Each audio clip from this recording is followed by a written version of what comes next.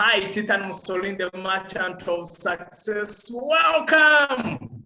Secrets to your happiness 2.0. And this subject is also dear to my heart because looking back, I don't remember a happy childhood. I don't remember a happy teenage years. The percentage was very small, very, very small. The happy moments. In my childhood, possibly 2%. In my teenage years, possibly 5%. So that's in my 20s, possibly 10%. These days, a much bigger percentage. I'm happy because I've learned to practice and I've learned certain tricks and techniques to be happy. My biggest teacher at the moment is my 3.5-year-old daughter. She's my biggest teacher of happiness because she's always happy, all right? Of course, sometimes she cries and, just like other children do. But yeah, I would encourage you to pay attention to children. Children, typically they are super, super happy compared to us as adults. So let's learn from them. So I'm paying extreme attention. My daughter is teaching me a lot. All right, so these are the 5 segments we'll be focusing on today. That's clarity, meaning the what and the why. We look at the mindsets required to be happy, the strategies that would enable us to be happy, the skill sets, and then the mastery, okay? So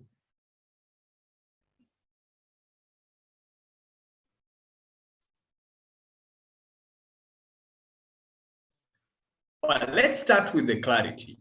So when we talk about happiness, there are a couple of things we are looking at. Typically a pleasurable or satisfying experience. We also look at the state of well-being and contentment, where your contentment means you're at peace with what is. That's what it really means. Also, we are looking at joy, pride, of course, contentment, and gratitude. Now, also, when we talk about these things, when we talk about happiness, also we mean a couple of other things. One is feeling like you are living the life you truly wanted, okay?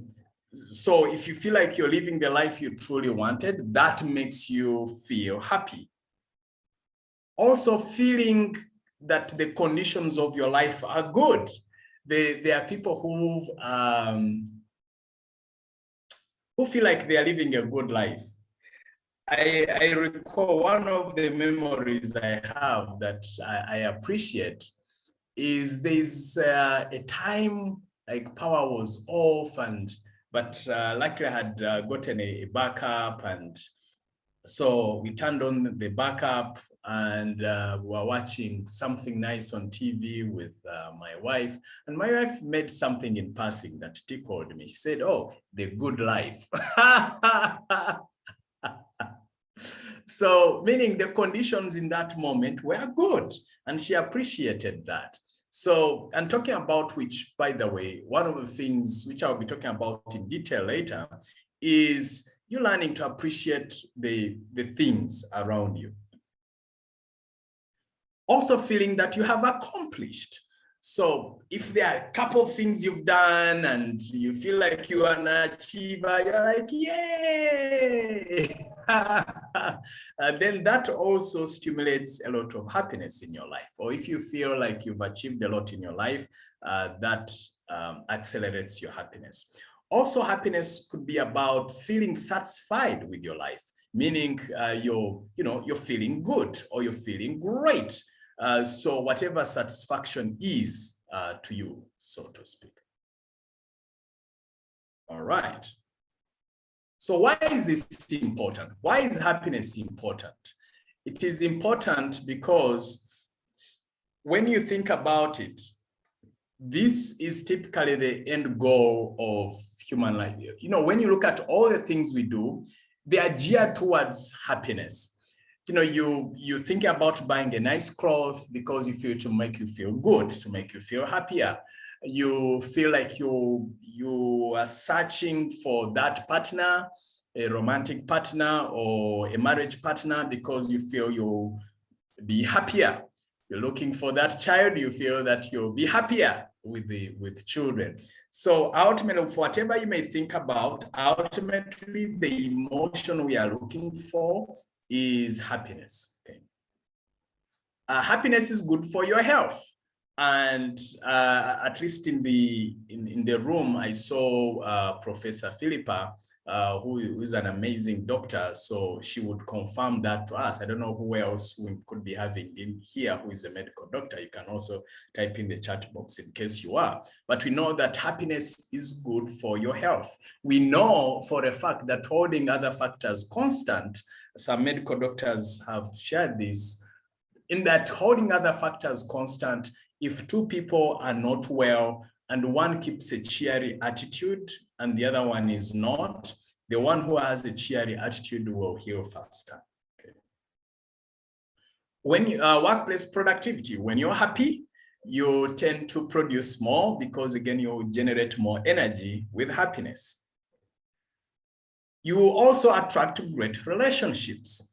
Typically, great people are happy people, and happy people want to be around happy people.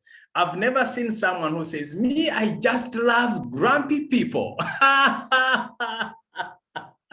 never had someone say, me, I love hanging around sad people. No. I've never had that. But it could be some of you have heard about that or have had someone say that. But typically, if you want to attract great relationships, then be happy. And of course, abundance. When you're happy, you attract more great things into your life. Okay. There are two types of happiness, typically. There is eudaimonia, and this type of happiness is derived from seeking virtue and meaning. So you're looking for things that are in alignment with your virtues and also have a deep sense of meaning to you. The other form of happiness is hedonia, and hedonic happiness is derived from pleasure. It is most often associated with doing what feels good, self-care, fulfilling desires, experiencing enjoyment. Now, you might ask which one is better. I would say it's a combination of both, finding balance between the two. There's value in seeking meaning, and there's also value in you doing things that are joyful, that are exciting. All right, so it's you to finding that balance. And I also always like adding this disclaimer, so long as they are legal, moral, and ethical. All right. Just to be sure. All right. Let's see. Godfrey is asking, please give an example of happiness eudaimonia. Now, like what I'm doing, this has meaning for me. So it has meaning in a sense that when I impact lives, and I mean, there's an email, for example, that Dr. Justine sent me. I wish you could read it. She was telling me how she's so impacted, how she's so grateful for all this work that I'm doing, and how it has impacted her. So for me, that makes me super happy. That is eudaimonia kind of happiness. And so I'm always, so these things related to transforming lives, they make me super happy. They have deep, deep meaning because I know this kind of work is eternal. So meaning if I transform a life, that's it. It's done for a lifetime, and that keeps multiplying. So that's a classic example.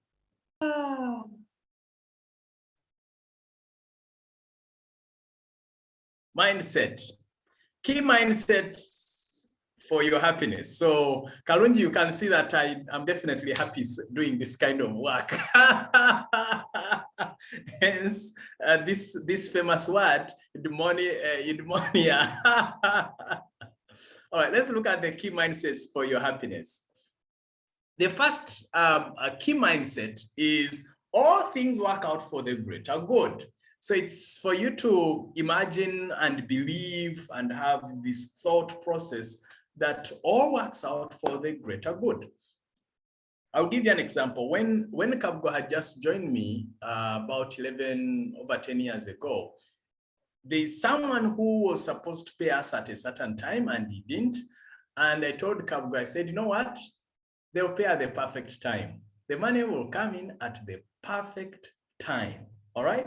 So for me, the delay was not something to punch the table about or to hit the wall about. So you know what, in the bigger scheme of things, God knows that that money is going to come in at the perfect time. And guess what? For some reason, it always comes in at the perfect time when, when we need it the most or when it's going to be put to the best use.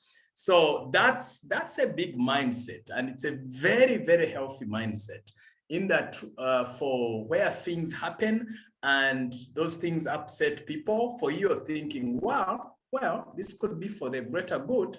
Let me just keep looking. Let me just keep looking. Let me just keep looking around. Let me keep checking around. What could be great about this? And that's another question you could ask yourself, actually. What could be great about this? Let me wait and see.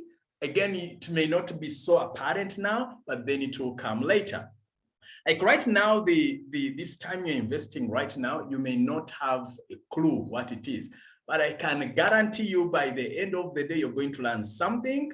And at the perfect time, that idea you would have picked from here or from the breakout rooms, which I would encourage you to hang around and share with people, or someone might type something in the chat box, it's going to come in at the perfect time. And you're like, boom, then it gives you a fresh perspective. The second mindset is the abundance mindset. What I mean by the abundance mindset is to think that all should be enough out there and that there is enough for people out there. And if there is enough for people out there, there should be enough for you somehow, somewhere. It may not be the ideal you're aiming for, but in God's plan, in God's way of thinking, somehow, somewhere you'll be provided for. Somehow, somewhere there are enough jobs for you out there. Somehow, somewhere there's enough business for you out there. Somehow, somewhere there's a perfect position for you. Somehow, somewhere there are enough ladies out there, and one of those is meant to be your wife. Somehow, somewhere, there are great quality men out there, and one of those is meant to be your husband. Because you see, that's a different mindset to have compared to people who think, all the great men are already married. All the great women are already married. No, that's a scarcity mindset. It will leave you with a lot of sadness in your heart. So stop that. So you need to believe that there is enough for everyone, and therefore there is more for you. There is more goodness for you out there. So it's always good to, in any case, that the Bible says that as a man thinketh in his heart, so is he. Or as a woman thinks in her heart, so is she. So what are you thinking? So let's think abundant. And if the least that can happen, even if those things that don't happen, the least that can happen is that it will lift your spirits. And if your spirits are uplifted, then you're going to be happy. And with a happier stance, it is definitely a very positive thing. It's a very positive state to be in, all right? The other mindset which I love is, can I do something about it? If yes, then you act on it. If no, then move on. So, you see, here is the thing. I've seen people, for example, who say, for me, when it rains, it really stresses me. Can you do anything about it? No. Then move on, my friend. Let it go. You can't. Oh, for me, when it is very sunny, it stresses me. Can you do anything about it? No. Let it go. Move on. So there are things. Or you might be in an organization and there's a policy which has been passed. Now, if you have very little influence or you feel you can't change the policy, for example, hey, move on, let go. Just know it is what it is and move on.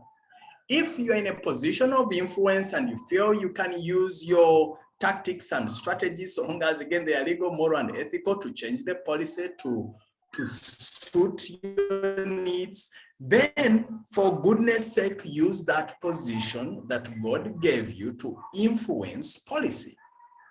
So there are people, they go there, they spend so many hours and days complaining and whining about certain policies which have been passed from some other country out there, and yet they do not have the wherewithal to be able to shift or to change.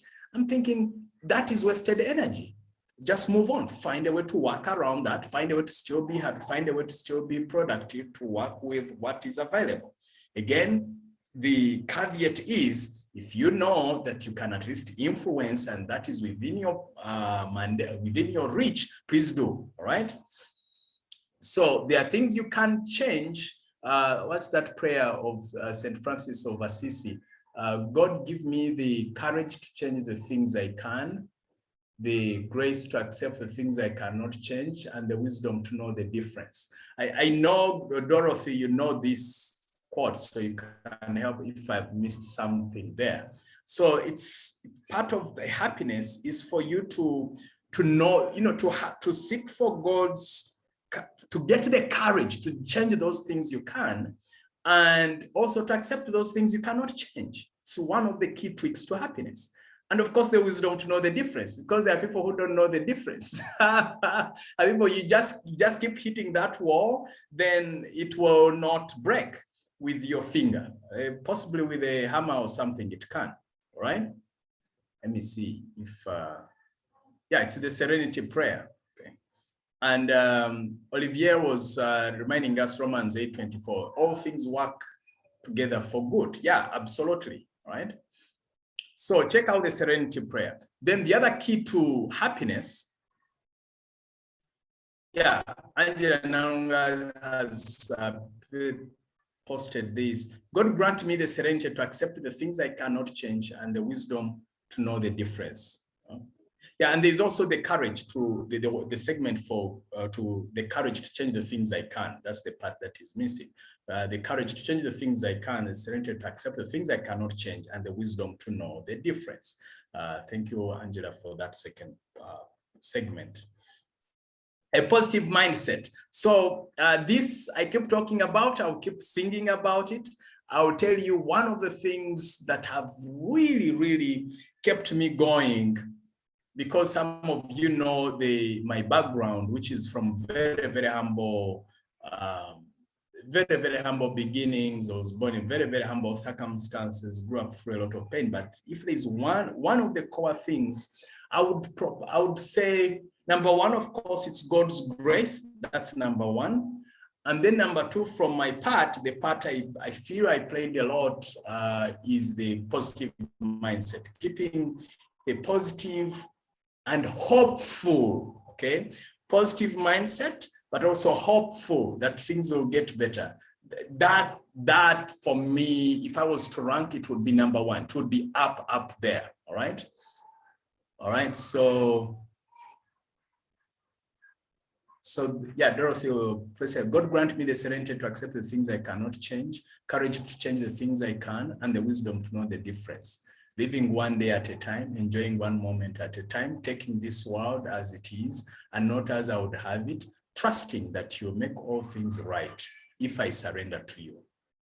Wow, I had never come across that other segment. Thank you so much, Dorothy, for giving us that other bit towards the end. I didn't know that. Thank you, Dorothy. I really, really appreciate that, Dorothy. Yeah, I knew there is a class I was running and Dorothy was attending, and she's also part of the mastermind, and I know that's one of her favorites also. So I knew she would. Thank you, Dorothy. Much appreciated. See, there's so many thanks are coming through. I really, Samantha, please get for me that. I really like the other part of living one day at a time. I didn't know that detail.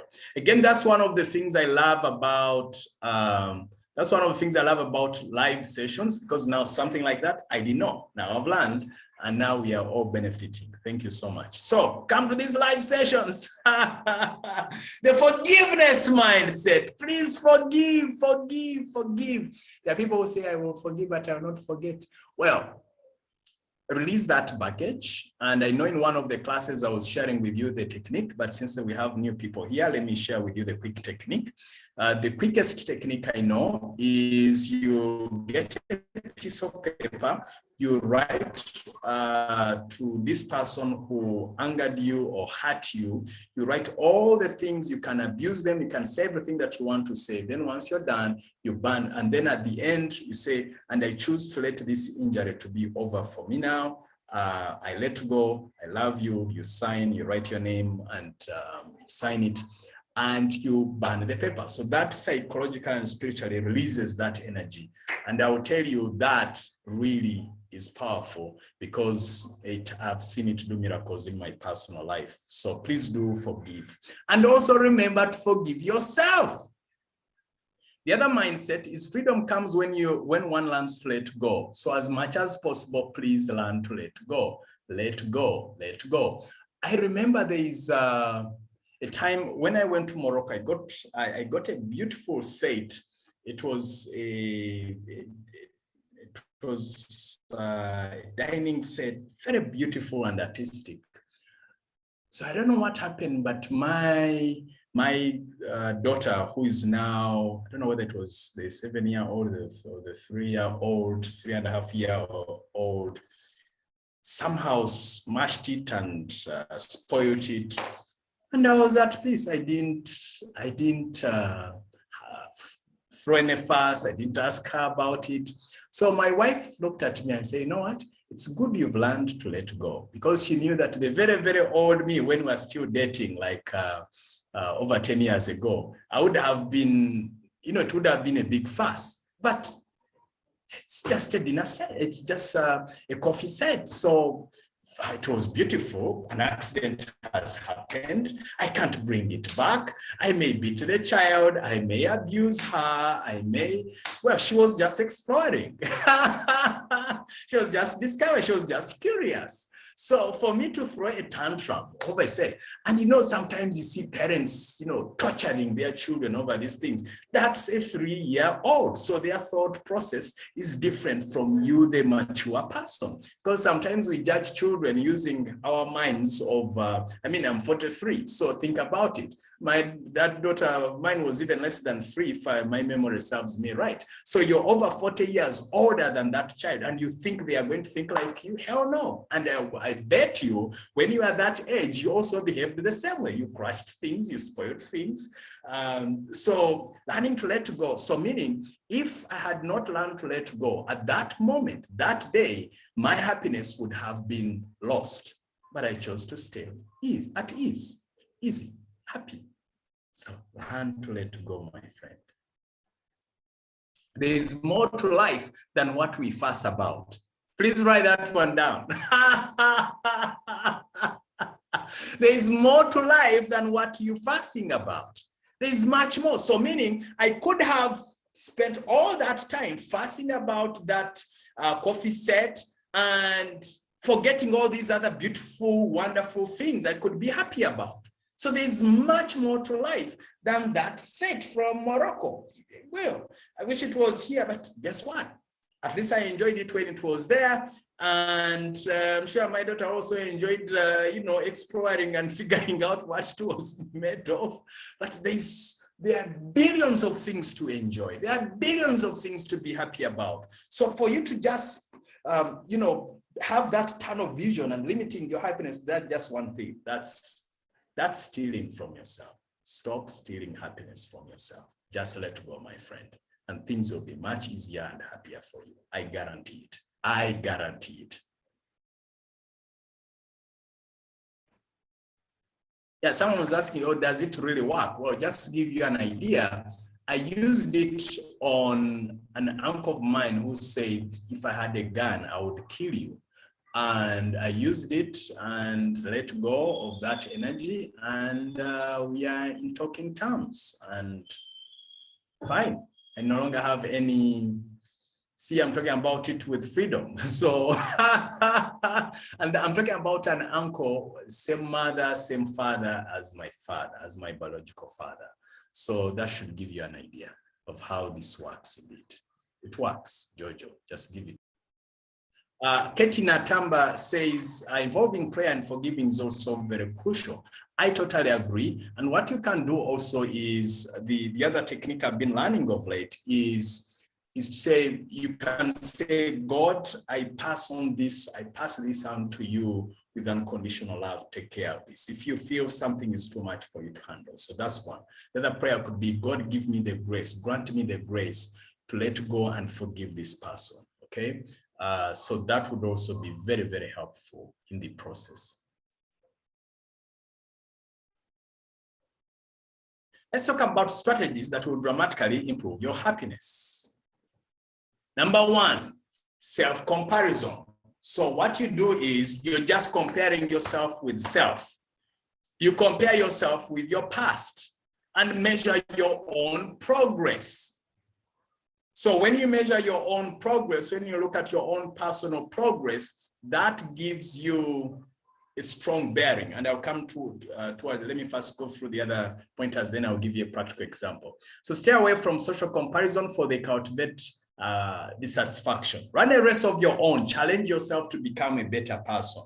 So that should be it. So the challenge is when we are comparing ourselves with other individuals. So let me give you an example. There are many things I know I'm aspiring to have and by now should have. So if I just focus on that, I might be totally unhappy. But when I look at where I've come from, I'm like, wow. Sometimes I would look at even just my office and it was bigger than where I used to live with my family. And I'm like, okay. And I'm meaning my personal office. So that alone should be a celebration. No, because it was just one room with a curtain in between, mommy and daddy the other side, then for us this other side. So that should be a celebration. So you need to celebrate those things. You compare yourself where you've come from. So you know what, compared to where I've come from, surely. There's a lot of blessings that have come my way. There are lots of opportunities that have come my way. There's lots of wisdom I've garnered along the way. There's lots of things I've done along the way. So that will pump you up. You're comparing your present with your past. Having said that, I also know that there are moments of your past which were better than today, okay? So let's also be very honest with that. Let's be very upfront with that. So the trick is focus on those things whereby your present is much better than your past. And remember to rest with yourself. Always work towards creating a better version of yourself, not becoming a version of someone else, becoming like so and so. Right? So it's your own race, because the challenge is, as you're comparing yourself with someone else, you have no idea what they went through. You don't know their history. Some of these very wealthy people, most times you find they started doing business when they were children. Someone tells you that, okay, when I was a child, my father used to take me to the shop, I would count money and then he would send me here and I do this and I do that. A child. Now for you, you're starting business in your 30s and you think you'll perform at the same level, and then you're like, but I'm 32 and he's just 30. I'm even 2 years older. Yes, he is 30, but started being engaged in business at the age of 6. So he has a 24-year experience.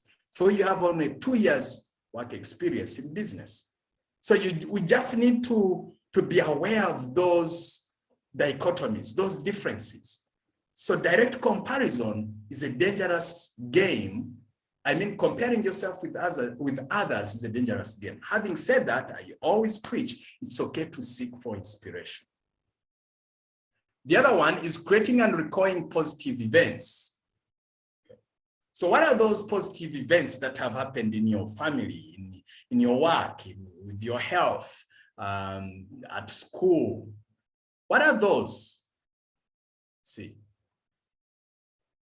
Also, when you recall these positive wins, not only are they important for your psychology, they are also important for your health. So you need to play, you see, we are influenced by the movies we are playing in our heads. So if you, I was writing today for the column which will come out next Saturday, and one of the images I said, I highlighted was, look, you can manufacture sadness. How? If you spend the next 5 minutes recalling the times you were sad or all the negative things that have happened, I can guarantee you will feel sad. Guaranteed 100%. In the same vein, if you spend the same 5 minutes thinking and recalling about the past happy moments, I guarantee you, you will feel happy. So meaning we manufacture our own happiness and manufacture our own sadness, depending on what we choose to focus on. So my proposal to you is focus and recall happy moments. Focus on your inner core. So I talked about forgiveness. I want to go deep. I've already explained that. Be kind to you and others. What do I mean be kind to you and others? When you're hard on yourself, you're hurting your psyche. Forgive yourself. Be light on yourself. Look at yourself in the mirror and say, you know what? It's okay. I forgive you next time, Ethan. I know next time you'll do better. Ethan, well, I can see you made a mistake here and take the lessons moving forward. I know you will do better. That's being kind to myself. Also, you need to manage your expectations. So if you sometimes when it's okay to dream big, and it's also to taper them with moderation sometimes. Now, don't ask me how are you able to tell whether your expectations are too high or too low. I have no idea. Because I don't know the deep context of your life. So just use your wisdom and say, okay, how can I manage my expectations? The other thing is think of positive thoughts, meditate. And when we say meditate, it's really about, when I say meditate as an example, you can just sit down and focus on your breath. That's perfectly fine. Pursue intrinsic goals. Intrinsic goals, those are goals that are from within. For example, learning is an intrinsic goal. So learning new things makes you feel good.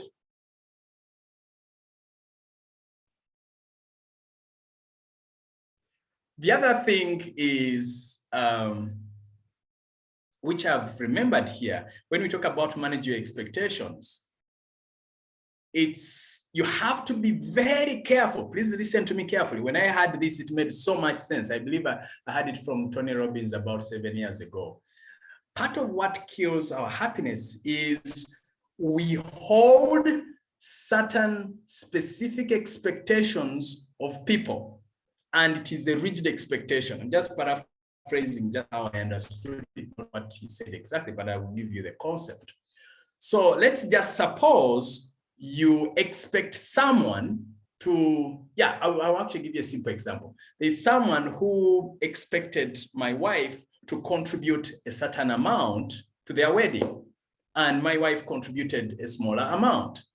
And this fellow was unhappy and said, look, for you, I really expected much more than that. And the fellow was visibly unhappy. So he had a certain fixated expectation in his head about what my wife would contribute as a wedding contribution. And my wife also had a different expectation or intention of what she would put on the table. So there was a difference. So meaning, even if you have expectations of people, let me underline this. It's not how Tony Robbins framed it. I'm just adding in my own frame here, which is very useful. If you have an expectation of people in terms of how they should behave or think or do things, hold those expectations lightly. Meaning, if they do, fantastic. If they don't, voila, it's okay. It's okay. So the thing is, if you have a fixated expectation, be very careful, because then it means if it is not delivered, then you're unhappy. If you are just relaxed about it, you have the intention. So what I teach my private clients in the masterminds is that, look, it's okay to have an intention, but do not be so attached to it. In the same way, it's okay to have an expectation, whether for you or from other people, but do not feel so fixated or so attached to it. Be light about it. Be light on your feet. If it happens, what up? Thank God. If it doesn't happen, well, thank God, there must be a good reason. All right. Then the other key is, of course, have a big purpose to pursue. This should be something that gives you a sense of meaning. This I won't go into details because we did a full program in the first week in this series about purpose. So, but the big picture is find out what is your reason for being here on planet Earth and pursue that. And when you're living according to your purpose, then you're definitely a much, much happier person because you're here to add value and to live according to what God wants you to do. Next is moments. Identify moments that make you happy and get the most out of them. Spend more time in moments that make you happy. So we have different things that make us happy. So what are those things? You need to identify them. Is it watching a movie? Is it dancing? Like one of my private clients, I discovered that she loved dance. So I said, okay, you love dancing, great. How many times have you danced? Like, no, I don't want to go to club. Like, okay, cool. One of the things we're working on is health. It's like, okay, cool. You know what? There's something called dance fitness. So you're dancing while being fit at the same time. So having fun while being fit at the same time. By the way, that's another trick. That's a hack. You know, in psychology, we call it a hack. So one of the hacks is if you can find a way to achieve 2 goals in 1 go, then better. I'll give you a quick example. So my daughters now know that at about, and one of them is chasing me around the house, outside. So the firstborn is about 25 kgs. The secondborn is about 15. So I carry them. When I'm carrying them, the other is chasing, they're having fun. So what am I achieving? Number 1, fitness. Number 2, connection. Number 3, I'm having fun. So in 1 move, I'm enjoying benefits of 3 things. So if you can find things that you can do that will help you achieve multiple benefits, the better. So this client of mine signed up for dance fitness classes. So she was having fun while also being fit. And she became happier. So find those things that make you happy. Next, convey your gratitude, convey your appreciation of other people who deserve it. You know, thank people, appreciate the little and the big that life offers. Express gratitude, take moments to appreciate what is working. Ladies and gentlemen, there is so much that is working that you may not, that you and I may not be aware of. You just need to ask yourself, what is working in my life? What is working at my workplace? For when I'm coaching people who are unhappy about their workplace, one of the things that I ask them is to say, look, start focusing on what is working at your workplace. Because look, if you only focus on what's not working, it's going to be hell on planet Earth. You know, I really believe, see Christ, when Christ was praying, the Lord's Prayer, there's that line, on earth as it is in heaven. So meaning we can also create heaven on earth. Heaven is not something that we have to wait for once we've passed on to another life.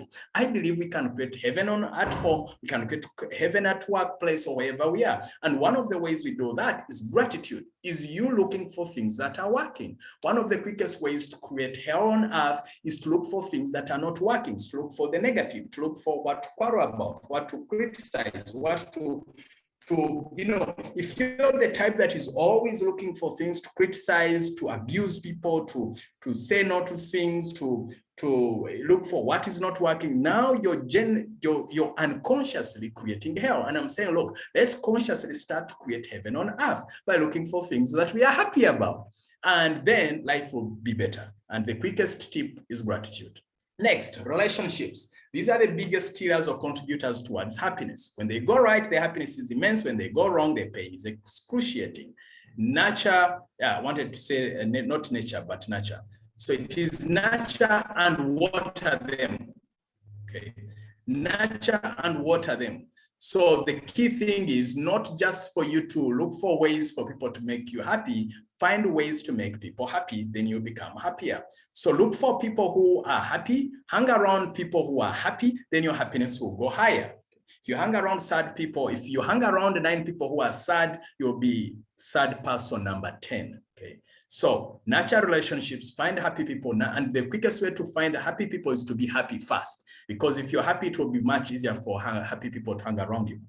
And finally, strive for meaning, do more of what gives you meaning. So besides purpose, do things that really, when you're done with them, you're like, yeah, I did it. And then you're feeling good about it. Okay, so now like this work, I know by the end of the day, I'll say, yay, I impacted someone. Just like I was also being impacted. Like, for example, that serenity, the detailed serenity prayer. All right. Let's go to the skill sets.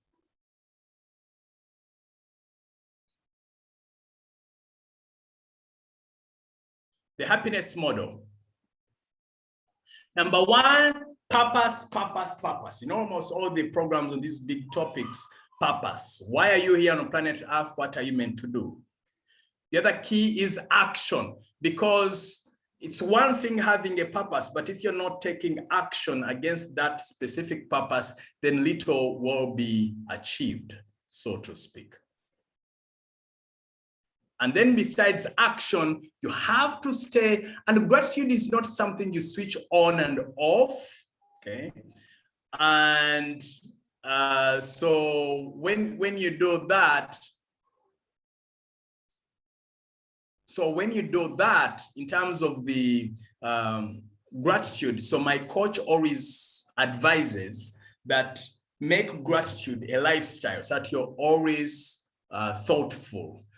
Not thoughtful, but grateful. So moment by moment. It shouldn't be something you switch on and off. You should be grateful moment by moment, as much as possible. So if there is one trick, if there is one hack besides purpose, and you're grateful moment by moment, then you have no choice but to be happy. Because when you think about it, usually sadness is because we feel we are lacking something.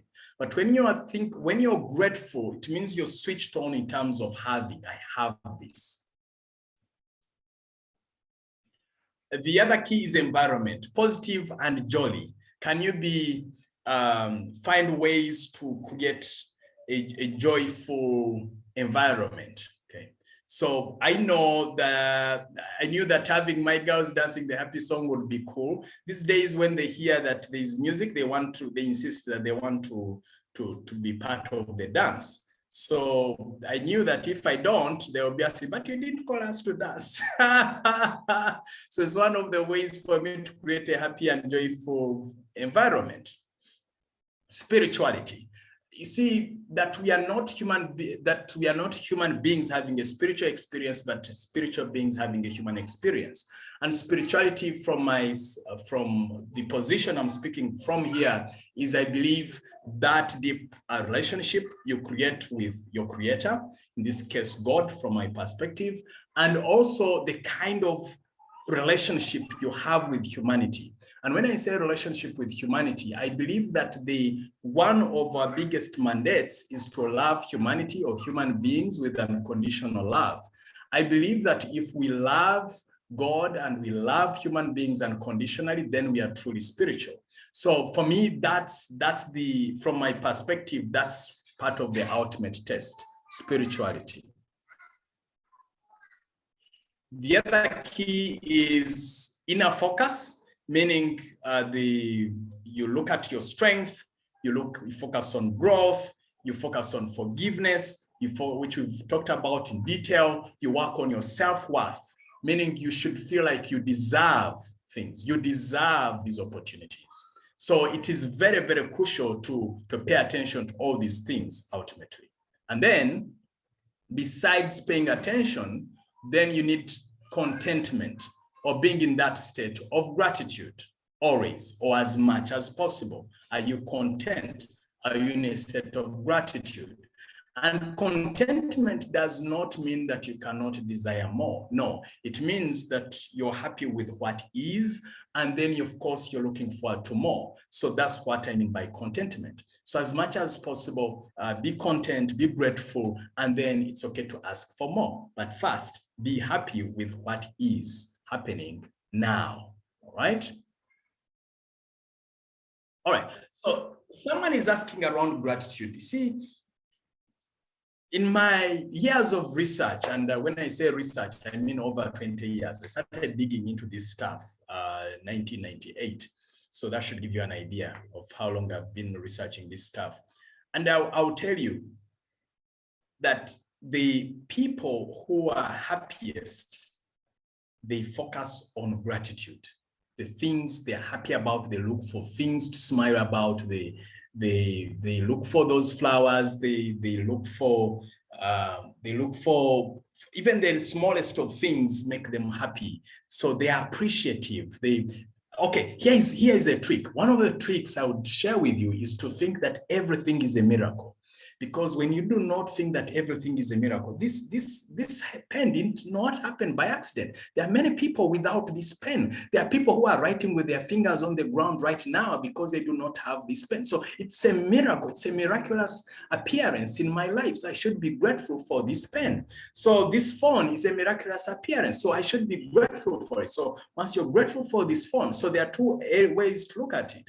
So I could say, oh, this phone is been with it for 2 years. It doesn't look as fast. Oh, there's this other new thing I've had. Oh God, why is it me that I don't have the phone? Oh dear, but other people have better phones. They have better car. They have better this. They have better this. Then you're not grateful. So I'm saying, my friend, be grateful for the phone, and it's okay to say thank God for this.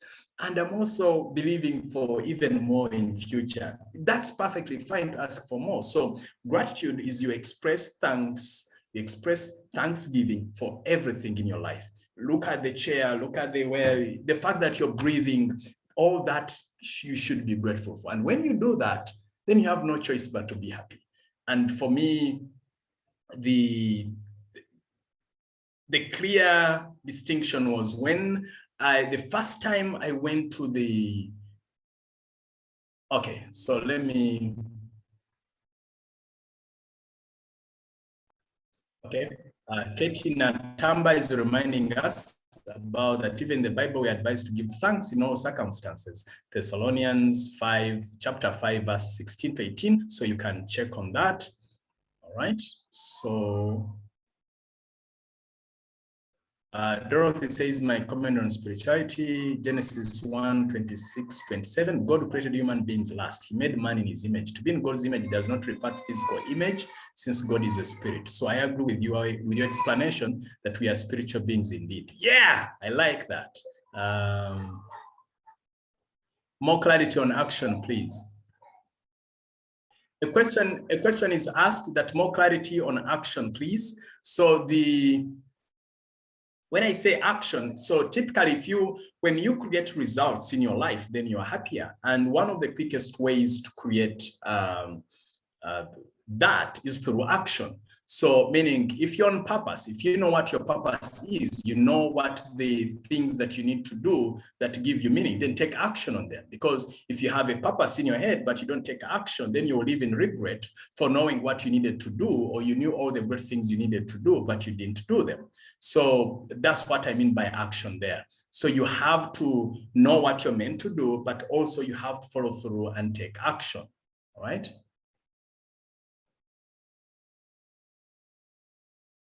So the happiness balance, let's talk about the happiness balance. The happiness balance, this is it.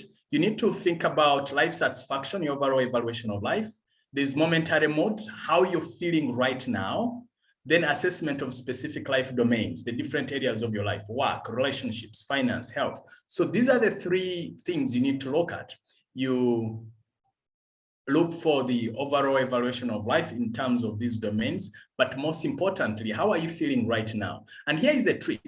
If you're not feeling happy, you ask yourself, well, what could I do right now to make myself better?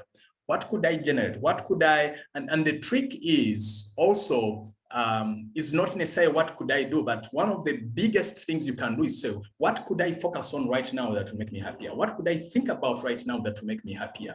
Reason why that question is extremely important is when you're just thinking about external things out there, you may not have access, but the thinking and the focus that is within your reach. I would encourage you to read the book, Man's Search for Meaning. It's a priceless book. And it's a very famous book, priceless book. I would encourage you to read. I need to read it again myself. But this is someone who was in the Nazi camp and he still found meaning in his life. So I believe we can use the power of our minds to think, okay, how can I find or create happiness right now in this moment?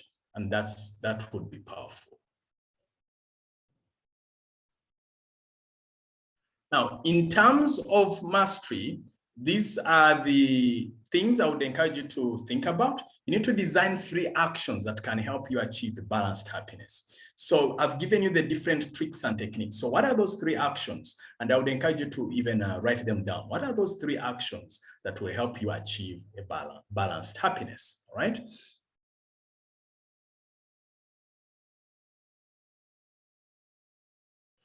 So you can write those questions, reflect on these questions today. What did you find most useful in this presentation? And how are you going to implement the lessons moving forward in your life and career / business? Because ultimately it's about implementation. So remember to implement the insights you've picked from here, and you can write one in your notebook and commit to implement. Okay. So Dorothy says, how do you maintain happiness when faced with the resentment from one or more family members who won't talk to you or even to your calls? So there are a couple of things, Dorothy. Number one is, Christ said that forgive them for they do not know what they are doing, because sometimes people are also dealing with their own baggage. Sometimes it's not about you, it's about them, how they are looking at the world. Number 2, pray for them. Number 3, do the forgiveness letter. Number 4, just stay in a state of focusing on what they are good at, what they are positive, what they are good at. So focus on their positive qualities and celebrate those. Because it's just because of time, I won't go into the detail, but I know I'm using the formula that I use to heal a relationship to a moment whereby we got back into happiness because of just practicing those things I've talked about. Do the forgiveness letter. Also forgive them for they do not know what they are doing. And of course, keep praying for them. Pray for God's grace. And sometimes, if someone can't take your call, you can't do anything about that. So peace process that. At least I told you, you know what peace processing is. You be at peace with that, because they have a right to either take your call or not. So again, that's now managing your expectations. You don't have control over that. Your job is call. If they don't pick, that's it. You can't manage that. You don't have control over that. So just let go and let God, and to heal that energy or relationship. So as much as possible, stay away from resentment and be at peace with what is. And in the end, it will work out. And working out may not necessarily mean that you're together. Working out may mean, in this case, that you're at peace. Okay. Let me know if that helps. So there was a question, Tim, if you help me pick that up. So that, how do you handle a father who has no time or is too serious to bond with his daughters? I feel for them when they're grown. So Emily, I totally get you. Indeed, I feel for them too. So Joanne, if you kindly type in the chat box, please, I would really appreciate that. So how do you deal with a father like that? Number one is you pray for God's grace that God visits him and speaks. Number 2, sometimes, see, for me, I was lucky that I was exposed to these ideas to know the value of the father in the value of parenting in a child's life. And even more so, I got to know that so you can communicate these ideas. So this is the trick. You can use me as an excuse. Say, by the way, I was attending this training and our coach and trainer said that the girls a lady's confidence and self-esteem is heavily impacted by how they relate to their father. And here is the key distinction, by the way. So the way their father behaves is how they will interpret men to be. So if there is a healthy relationship between them and the father, they will imagine that men are good people. So if the relationship is not good, then they will imagine that men are bad, because that's the first experience they have of a father. Same thing if it's the boy with the mother. If the mother is badly behaved, they will think that women are like that. So just show them that, look, I heard this, that, you know, when you spend more time with the children, you boost their confidence and self-esteem, and that bonding becomes a core foundation for how they are going to show up in the world. And then number 2, of course, write the forgiveness letter. Number 3, it would also be useful if they have an uncle where you have a deep relationship with them, you could quietly influence those uncles to engage with them, because then they definitely need to have that father figure in their life that they could look up to, so they can have a very healthy relationship towards men. So it's really a matter of you gently nudging them, and not in an aggressive, abuse. Of course, I know you're not going to be abusive, but you just show them the reasons and how they are going to benefit, and you tell them how they themselves as parents, it's good to get close to them so they know how are these daughters thinking, because if you get to know how they are thinking, it helps you to influence them. So that's how I would package it. Yeah, Maurice asked earlier, how can I forgive someone who is still continuing with the act, e.g. abusing me? So number 1 is, yeah, you can still forgive, because this is what I mean. The 2 things I would do. Number 1, you also need to give them feedback. So I would encourage you to visit the training I did on receiving feedback. Say, if you spoke to me first of all, you first find out how they are using that language. Out of curiosity, how come you tune into this tone of being abusive? There could be reasons why. May I know what that is? Then once you hear the reasons, then you say, look, and moving forward, I would really appreciate it if you spoke to me in a kinder, or in a tone that is respectful and kind, because I would still get your message. Because when you abuse me, then I can't work, or that is if they're at the workplace, or I can't work at my best, or if they're at home, it doesn't create a very healthy environment. And yet when you speak to me in a normal tone, then our relationship will be better. I'm happier, and you will also be happier. You would rather have someone who is happier. So you're showing them the benefits of them speaking to you in a respectful tone, okay? So that's how, Maurice, if you're still here, let me know if that helps. And yeah, thank you. Emily says thank you. All right. Okay, thank you, Patience, for picking up the question. Cool. All right. Okay, Maurice has responded. Okay, great. So Maurice, you could also clarify, is this family or workplace? Because is this family or workplace? Because then I could see if there's another distinction I can give you, because I wasn't sure whether it was family or workplace. Workplace or family? Family. Okay. Yeah. So if it's family, then what you could do is you could gently look for those moments or opportunities. And by the way, to give feedback, look for those moments when they are relaxed, you're at a picnic away, you just relax, to say, you say it in passing. Because here is the deal about family. This is what I know about family. Sometimes, let's say, parents or relatives do these things without knowing. Again, I go back to what Christ said, forgive them for they do not know what they are doing. Typically, if they knew better, they would do better. So it could also mean, please quote me here very clearly, most likely that's the environment they grew up in. So assuming they are parents, most likely that's the key thing. Most likely that's the situation based on what you're telling me. then most likely that's the situation they grew up in. So they think that being a father is shouting, or being a mother is shouting, because that's what they know. So they think it's normal. So it's not because they want to hurt you, it's because they don't know better. So that should also help you to forgive them, because if they knew better, they would do better. So for me, like the way I'm relating with my daughters is better because I got a coach who asked me a couple of questions and said, you see now, Ethan, the problem is you want to parent your daughters the kind of parenting you received from your father and mother. You didn't have a lot of attention, and therefore you're passing it on. So that's what I knew then. So the moment he woke me up to that realization, I was like, hey, I've been in a slumber.